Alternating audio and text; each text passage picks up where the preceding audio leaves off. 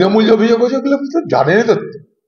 পয়সার এপিটার ওপিট তৃণমূলের অভিযোগের কোনো মূল্য আছে? আমরা তো জানি যারা ভোট করি এখানে কি করে ভোট হয়। এসব এপিক নিয়ে যুক্তি থাকলে নিশ্চয়ই প্রতিবাদ হবে, যুক্তি নিশ্চয়ই আছে, আমি তার বাইরে যাচ্ছি না। কংগ্রেস এরা নিয়ে প্রথম থেকে প্রতিবাদ করে এসছে যে ইলেকশন কমিশন নামক যে সংস্থা, সেই সংস্থা প্রতি মানুষের আস্থা ভরসা হারিয়ে যাচ্ছে এবং সেই সংস্থা নিরপেক্ষতা নষ্ট করে ফেলছে। ইলেকশন কমিশন নিরপেক্ষতা নিয়ে আমরা প্রশ্ন তুলেছি এবং আমাদের দেখা দেখি তারপরে তৃণমূল এখন ভোটের আগে এটাকে একটা তাদের প্রচারের একটা অস্ত্র করেছে, এই হচ্ছে তাই হচ্ছে হয়েছে, সবই জানতে এতদিন কিন্তু কিছু করেন। এটা ভোটের প্রস্তুতি।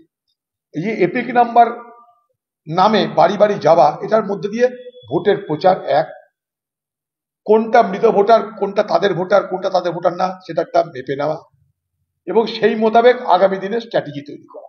আমি খুব পরিষ্কার বলে দিচ্ছি আপনাদের, এপিক নাম্বার নিয়ে তৃণমূল পার্টি যতটা সততা দেখানোর চেষ্টা করছে ততটাই সততার বদলে সঠতা আছে।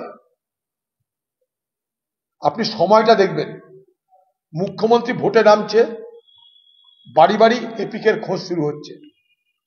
এপিক খোঁজের নামে, ভোটার লিস্ট খোঁজার নামে বাড়িতে বাড়িতে এটাই প্রচার হবে, দেখো ভাই তৃণমূলকে ভোট না দিলে আগামী দিনে বিপদ আছে, বুঝে শুনে চলুন। এক, কোনটা কাদের সাপোর্টার আর কোনটা তাদের সাপোর্টার না সেটা একটা মাপ হয়ে যাবে, সেই মোতাবেক সেখানে তাদের ট্রিটমেন্ট শুরু হবে।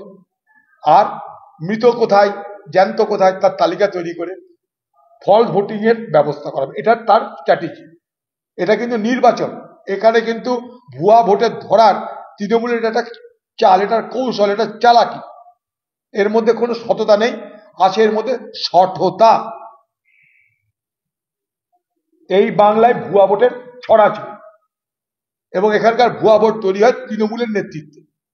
কারণ এই বাংলা সরকারি কর্মচারী যে ভোটার লিস্ট তৈরি করে সে তৃণমূলের ইচ্ছাতেই করে। তাদের তাদের মনোনীত সব প্রার্থীদেরকে বিএলও করা হয় ও অন্যান্য দায়িত্ব দেওয়া হয়।